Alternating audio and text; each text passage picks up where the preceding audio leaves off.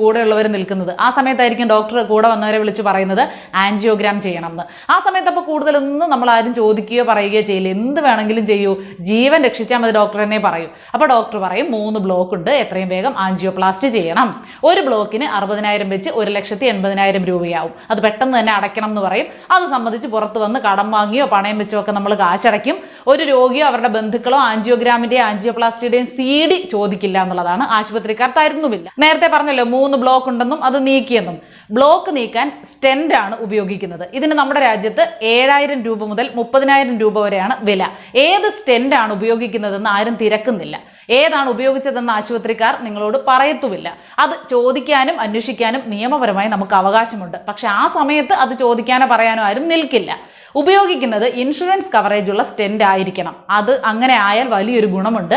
അത് പലർക്കും അറിയാത്ത കാര്യമാണ്. ഉപയോഗിക്കുന്നത് ഇൻഷുറൻസ് ഉള്ള സ്റ്റെന്റ് ആണെങ്കിൽ 6 മാസത്തിനകം വീണ്ടും ബ്ലോക്ക് ഉണ്ടായാൽ അത് നീക്കാൻ 1 രൂപയും കണ്ടെത്തേണ്ടതില്ല.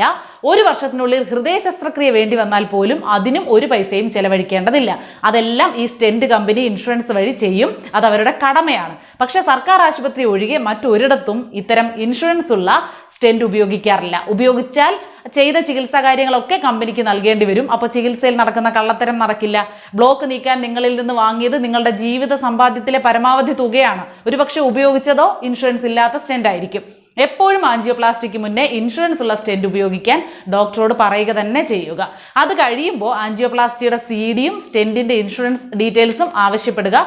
ആശുപത്രികളുടെ തട്ടിപ്പൊഴിവാക്കുക. ഈ ഒരു വിവരം നിങ്ങൾ പരമാവധി ഷെയർ ചെയ്യണം കേട്ടോ.